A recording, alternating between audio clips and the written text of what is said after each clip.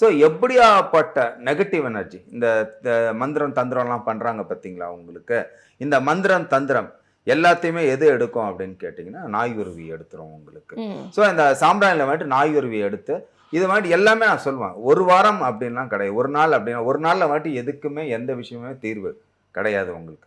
நம்ம நாளுங்க வந்துட்டு அரச மரத்தை சுற்றினானா அடி வைத்து தொட்டு அதுபோல் எதுக்குமே உடனே தீர்வு இல்லை. எல்லாத்துக்குமே ஒரு கண்டினியூட்டி வந்துட்டு நம்ம கண்டிப்பாக கொடுக்கணும். ஸோ இந்த வாரம் வாரம் என்ன பண்ணுங்க, நான் இதுக்கும் இதே கடமை தான் சொல்லுவேன். புதன், வியாழன், வெள்ளி எந்த பரிகாரமாக இருந்தாலும் சரி, ஒரு சில பரிகாரம் சனிக்கிழமை செய்யலாம் உகந்தது.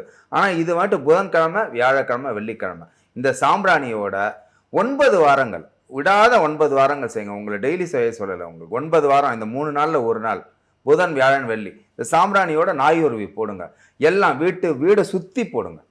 வீட்டு வந்துட்டு ஆள் இங்கெல்லாம் மட்டும் சொல்ல, வாசல் நிலைக்கால்லாம் சொல்ல. ஏன்னா நீங்கள் சொல்லியிருக்கீங்க நமக்கு நெகட்டிவ் இருக்கும், தீய சக்தி இருக்குமோ அப்படின்னு. வீட்டை உங்களுக்கு தனி வீடாக இருந்துன்னா ஒரு காம்பவுண்டை கூட சுற்றிட்டு வாங்க.